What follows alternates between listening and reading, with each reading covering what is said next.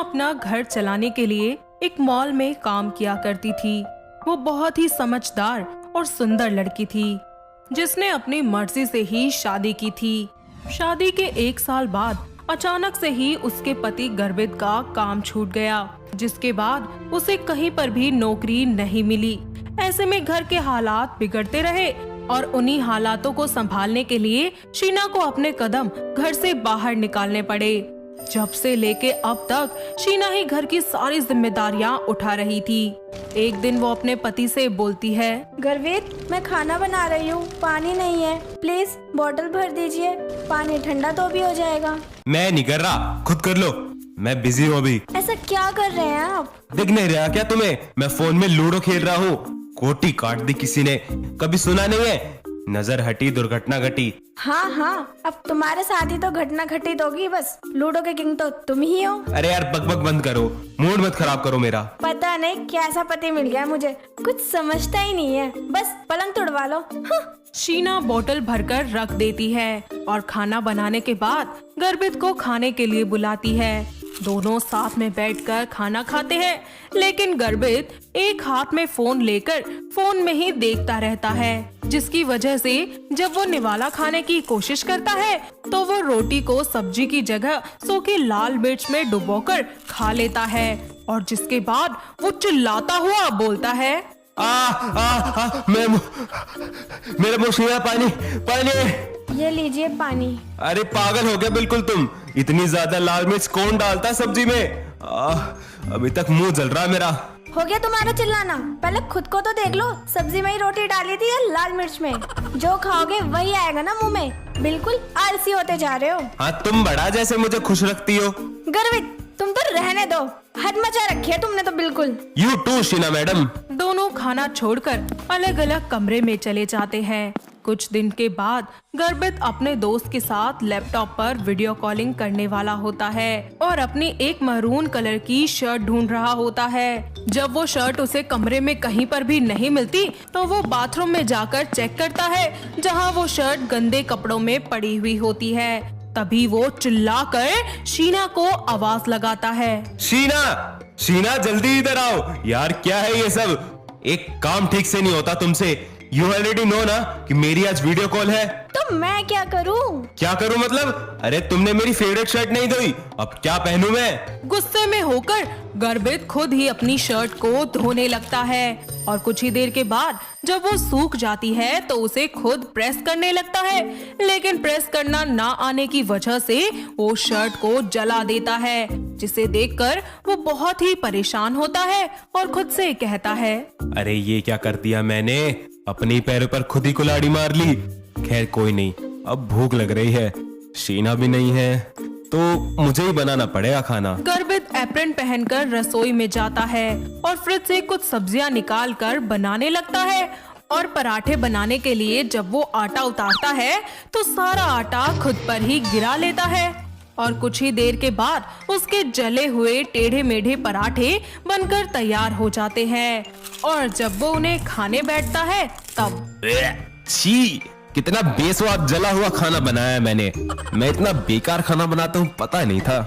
गर्भित वो खाना जाकर डॉगी को खिला देता है, लेकिन वो इतना ज्यादा जला हुआ होता है कि डॉगी भी उसे नहीं खाता। शाम के वक्त जब शीना ऑफिस से घर आती है तो सोफे पर बैठकर वो गर्भित को आवाज लगाते हुए कहती है, गर्वित, मैं आ गई हूँ, आप कहाँ हैं? प्लीज मेरे लिए एक गिलास पानी ला दीजिए। उसे कोई आवाज नहीं सुनाई देती। वो फिर से गर्भित को आवाज लगाती है और खुद ही जाकर देखती है। शीना जैसे ही रसोई में कदम रखती है तो देखती है कि पूरी रसोई तहस नहस हो चुकी है, सारा सामान बिखरा पड़ा है। वो गर्भित को ढूंढने लगती है और ढूंढते ढूंढते जब वो अपने बेडरूम में जाती है तो देखती है कि गर्भित वहाँ पर अजीब से तरीके से सोया हुआ है। वो उसे छोड़कर रसोई की सफाई करने लगती है, जिसके बाद वो शाम का खाना बनाती है। इतनी देर के बाद वो खुद ही वहाँ पानी पीती है कि तभी गर्भित वहाँ पर उबासी लेते हुए आ जाता है और तब शीना उससे बोलती है, हो गई आपकी नींद पूरी? और ये रसोई का क्या हाल बना रखा है? तुम मेरे लिए खाना बनाकर नहीं गई, इसलिए मैंने खुद बनाया, लेकिन खाया नहीं। क्योंकि जला हुआ इतना था।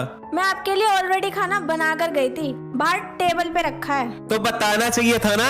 लीव इट गर्वित, खाना खा लीजिए, ठंडा हो रहा है। दोनों जाकर फिर से खाना खाते हैं और रात को जब वो दोनों अपने कमरे में होते हैं तो उन्हें अपनी गलतियों का रियलाइजेशन होता है। साथ में शीना गर्बित को भी समझाती है और इस तरह कुछ देर ठंडे दिमाग से बात करने के बाद दोनों एक दूसरे से प्यार से बातें करने लगते हैं। गर्वित, आई नो आप मेरे और काम ना मिलने की वजह से और भी चिड़चिड़े हो गए हैं। मुझे भी आपको ऐसे टीज नहीं करना चाहिए था। आई एम सॉरी गर्वित। इट्स ओके शीना, मेरी भी गलती है। मुझे तुमको इतना परेशान नहीं करना चाहिए था। चलिए कोई नहीं, लाइट्स ऑफ कर दीजिए। तुम लेट जाओ, मैं अभी करता हूँ। इतना कहकर गर्बित अपनी चप्पल उठाकर स्विच पर मारता है जिससे लाइट्स ऑफ हो जाती है। अगले दिन वो दोनों एक साथ बैठकर चाय नाश्ता कर रहे होते हैं कि तभी शीना उससे बोलती है, गर्वित आपके पीछे वो शॉपिंग बैग रखा है, जरा देना। अभी देता हूँ जान। गर्बित अपने पास रखे लंबे डंडे से उसे बैग उठाकर दे देता है और शीना ऐसे में उससे बोलती है, गर्वित ये आप क्या कर रहे हैं, ऐसे क्यों दे रहे हैं? देखा मैं कितना स्मार्ट हूँ। इसे स्मार्ट नहीं आलसपन कहते हैं। ओह, अच्छा मैं क्या कह रही हूँ, अभी ना मैं जब रूम में थी तो फैन बहुत हिल रहा था, शायद उसका नट लूज हो गया है, तो आप याद से फैन ठीक करवा देना और पैसे कबर्ड में रख दिए। ठीक है जी। ठीक है, मैं ऑफिस जा रही हूँ, आप अपना ख्याल रखना और फैन जरूर ठीक करवा लेना। ओके कर दूंगा, अब जाओ। उसके जाने के बाद गर्बित कभी घर में खाता है, कभी सोता है, तो कभी उठकर पसरकर टीवी देख रहा होता है। कभी तो वो अपने फोन में लूडो खेलता है और कभी चैटिंग करता है। शाम को जब शीना ऑफिस से घर लौटती है तो देखती है कि गर्बित का सारा ध्यान टीवी के एक कॉमेडी सीन देखने में लगा हुआ है। तभी वो उससे बोलती है, गर्वित तुमने फैन ठीक करवा लिया क्या? हाँ हो गया। पक्का ना गर्वित? हाँ शीना, सब ठीक हो गया। शीना फ्रेश होकर डिनर बना लेती है और दोनों साथ में बैठकर डिनर करते हैं, जिसके बाद वो लोग सोने के लिए अपने कमरे में चले जाते हैं, जहाँ पर गर्बित तो पहले ही बेड पर जाकर लेट जाता है। तो वही शीना जब फैन ऑन करती है तो फैन अचानक से घूमता हुआ जोर से गर्बित के सर पर जाकर गिरता है, जिससे वो बेहोश हो जाता है और शीना फौरन उसे हॉस्पिटल ले जाती है, जहां डॉक्टर उसके सारे टेस्ट करने के बाद शीना से कहते हैं, मिसेस शीना, आपके हस्बैंड को काफी सेंसिटिव जगह पर चोट लगी है। अगर आप सही टाइम पर उन्हें नहीं लाती तो शायद उनकी याददाश्त ही चली जाती। डॉक्टर वो कब तक रिकवर हो जाएंगे? देखिए, आपको उनका बहुत ध्यान रखना पड़ेगा। वो किसी भी तरह की टेंशन ना लें और आपको उनका बहुत ख्याल रखना पड़ेगा और वो हमेशा खुश रहें। शीना गर्बित से मिलने जाती है। अब आप कैसे हैं गर्वित? सर बहुत दर्द कर रहा है शीना।